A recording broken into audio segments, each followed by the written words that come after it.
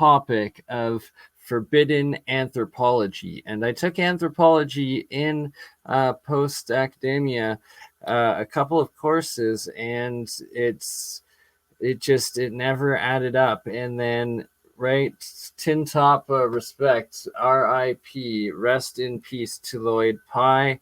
I believe it's a decade on, but we are keeping his spirit, his memory, and the work that he did so much to real anthropology in the truest senses, and including the Sasquatch, Neanderthals, and now the Desnivonian. And the Desnivonian is really the not the needle in the smoking gun, really. It is the undeniable, it's the missing link that shows that there were giants, that there were these elongated skull folk, and that they were completely different species than us, yet exponentially closer to us than the great apes. What you take primatology in anthropology class, and it's just like, this doesn't really make sense, and these missing links. And yeah, now if this picture here is accurate, and that really the Desnivonian is 2 to 3 times the size of the human skull, and even Neanderthal there is double the size, both of them having elongated skulls. And then, we got these guys, these elongated skull folk that really do, Brian Forster's work, just kudos to him, all the respect in the world. Hopefully someday I'll be able to get an interview with him. And we're going to start out with Lloyd Pye's work here today. And this presentation, the first time I watched it, I had to watch it like 3 times over. It's just that good. And this will probably be the 10th or 12th time that I'd say I've watched this now. Rewatching it fully in the last day since coming up with this stream and everything that we're going to be doing in it. All the links in the chat. Oh, thank you so much, H4Calix. Appreciate it. All the support is hugely appreciated, needed, and being used for great things. And straight up, I'm going to Medicine Hat Badlands this next week from the 13th or 14th to the 16th, right before my birthday, and the 17th, and then the 18th. It looks like I'm going to work Shambhala this year, which is going to be absolutely epic if that comes together. And what an amazing summer this is turning out to be. And love you all. And yeah, F-Graph 27 or 72. Look at that. A little dyslexia going on there this morning. Kudos to Hidden Inca Tours, aka Brian Forster, and thank you. And all super chats, YouTube now paying me. It comes to me, and it's being used for this work. Good morning. I am Kairos. Question everything. Lady J Homestead, F-Graph 72, H for Calix. Am I saying that right? I'm probably butchering it. Daughter of Logos, Tin Top, Shane Tarney, LVK. Shout out my fellow Calgarian, Tartarian, New West Reset, and reminding me I need to get back onto my Stampede breakfast before the wife takes off. So without further ado, Bob John, Paused Claus, welcome all, and we shall play Summer. And he is one of those few rare, extraordinary people that has been invited back to repeat. And after you see and hear his presentation, you'll begin to understand why. He, well, he's a friend at this point. He really is. And he's an awfully good man, and he's got a brilliant mind, and you're gonna love this presentation. He's a native of Louisiana. He is a graduate of Tulane University. He has a BS in psychology. He's been a writer for over 25 years, and he's been a thinker for a lot longer than that. Ladies and gentlemen, Lloyd Pye. Thank you, Bob. Appreciate that very much. For those of you that have seen this movie before, you're going to notice that the front end of it is going to be missing. I'm not going to do the part about Darwinism because I'm going to add some material at the end that I didn't have at the last time, and I think you'll find it interesting. So what we're going to do is just start right in with the human origins, in as much as the book is about human origins, and we'll go from there. All right, can we have the first slide? All right, everybody just take a minute and look at this.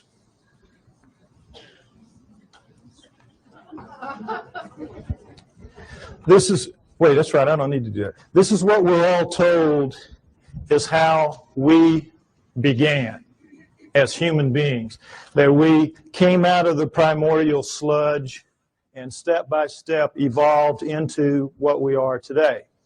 Everything in that chain up to us is eat, survive, reproduce. We are, what's it all about? We have that incredible ability to say and think, what's it all about? How'd that happen? That's what this is going to be about. What we're told is, of course, that we're a natural flow of things, and that with this guy right here, we share a common bond that begins between 8 and 5 million years ago. 8 and 5 million years ago. Reason being, we know that we have upright walking primates of some kind or other at around 4 million years ago. So they just jack it back and figure if we're upright walking at 4, we probably split from a common ancestor with the down on all 4 apes between 8 and 5 million years ago. We know we're upright walking at 4 because we have proof of it at 3.5. Next slide, please. These are the famous Laetoli tracts of Tanzania, Africa, discovered by Mary Leakey and her team in 1978. And here you see what they are. We're in solidified ash. We have a large pair here, smaller pair here. We assume it was a couple moving along.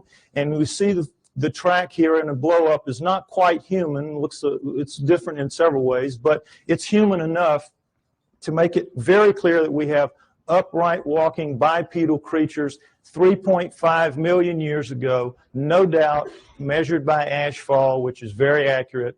So that's why we jack it back. If we were this upright at 3.5, we had to be upright at around 4, and that's where you get your dates of 5 to 8 million years ago, the split from the common ancestor. All right, now, next slide, please.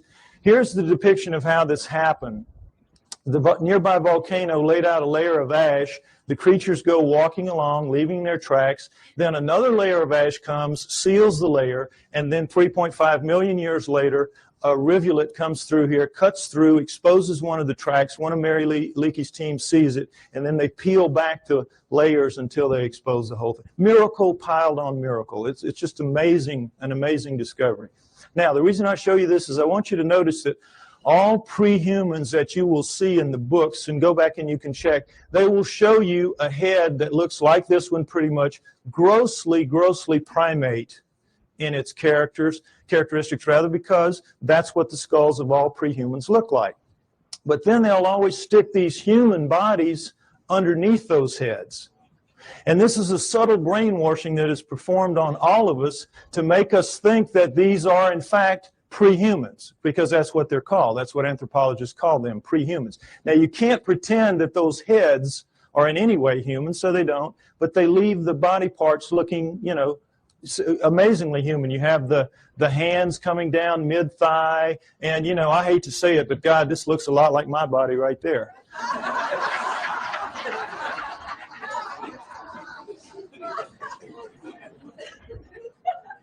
Point is, we're all being misled by these depictions, and notice them continually.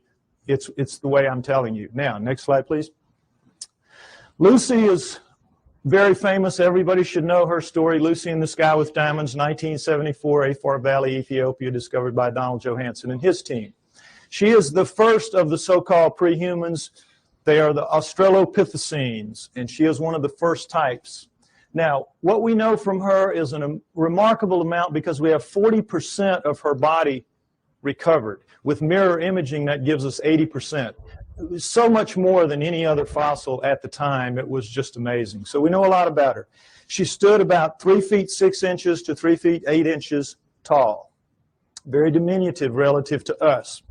But her bones, all of her bones, are much more robust than ours. Her upper arm bone here, for example, which is much longer than ours would be if it was a human that size. This arm bone it would end about right here. Also, it would be about that thick. So we can see she's much more robust than we are in all of her dimensions. She has the head of a chimpanzee, which we cannot tell from her skull, as you can see, but from others like her. Head of a chimpanzee. But we do know that she walks upright because we have her hip joint and her pelvis, and we have her, particularly her knee joint, all of which are amazingly human. So we know she walked upright, no question about it. She was an upright walking creature. Just didn't have bones that looked anything like ours, or a head for that matter. Now, one other thing I want to point out about this is the people that are paid to go out and find these fossils, these pre-human fossils, are paid to find pre-human fossils.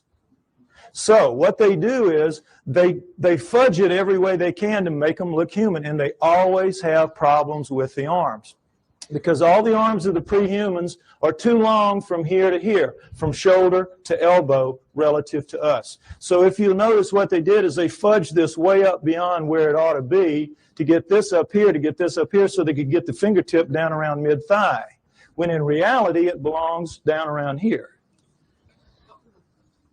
Keep these little tricks in mind. This is all part of the subtle brainwashing campaign that is waged against you to make you believe that they're telling it to you straight about how this all happened. Okay, next slide.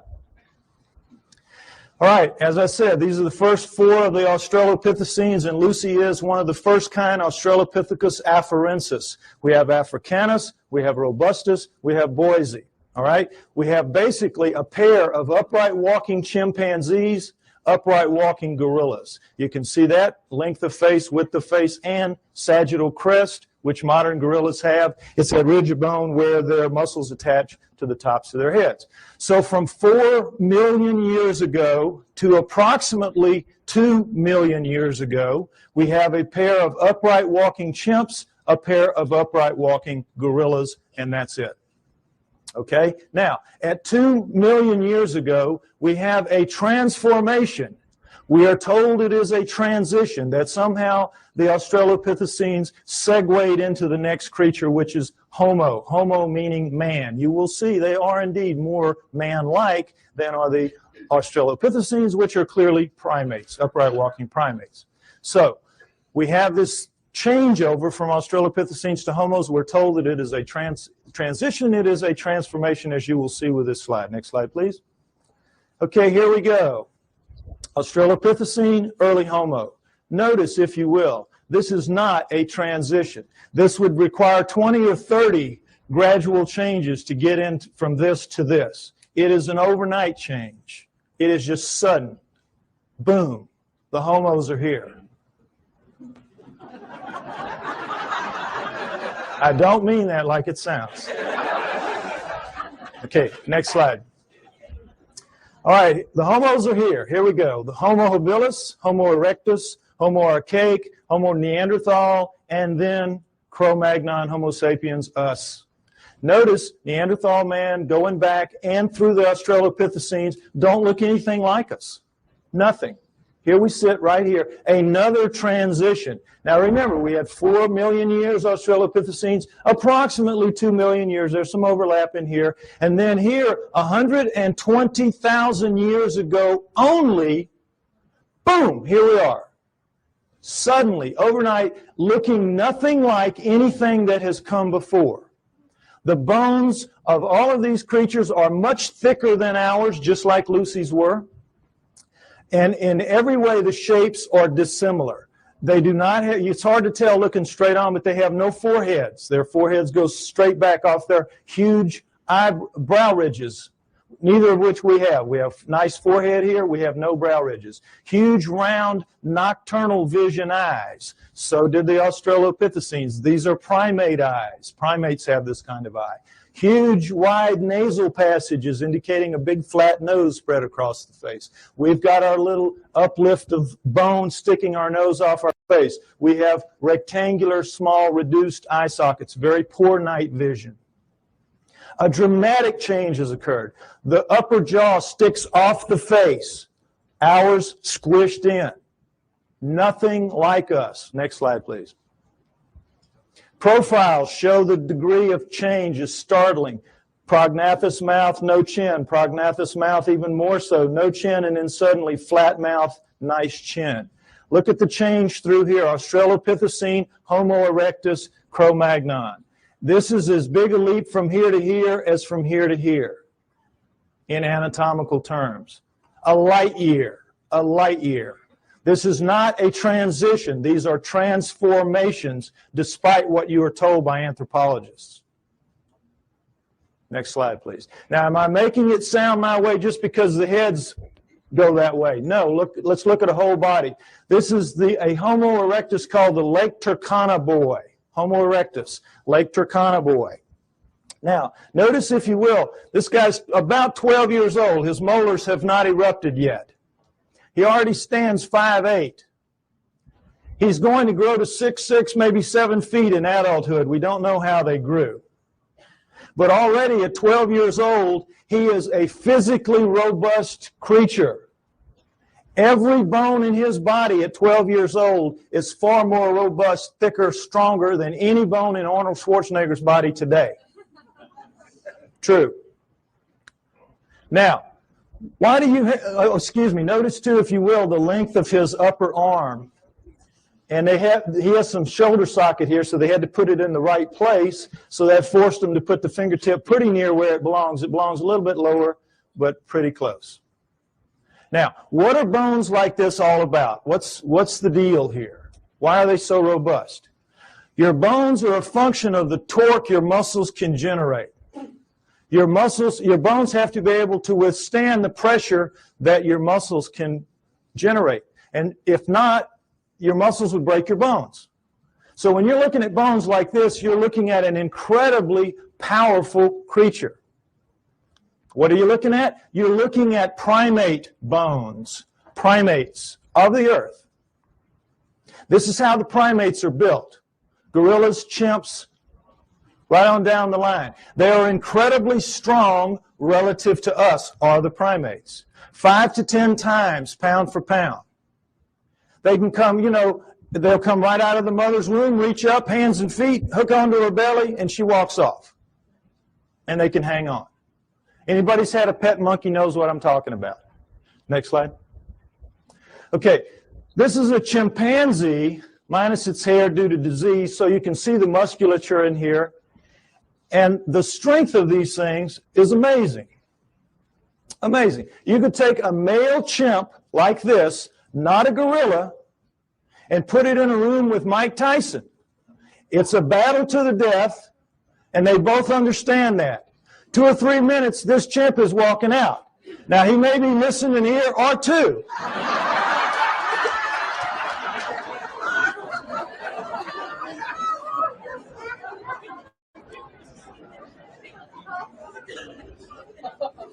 But the chimp is walking out.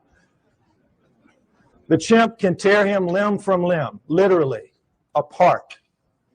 Understand that. Primate strength is nothing at all like human strength. Next slide. Same thing for Neanderthals, our supposedly closest nearest kin until just recently. Neanderthal fingertip bone, human fingertip bone. Segment of Neanderthal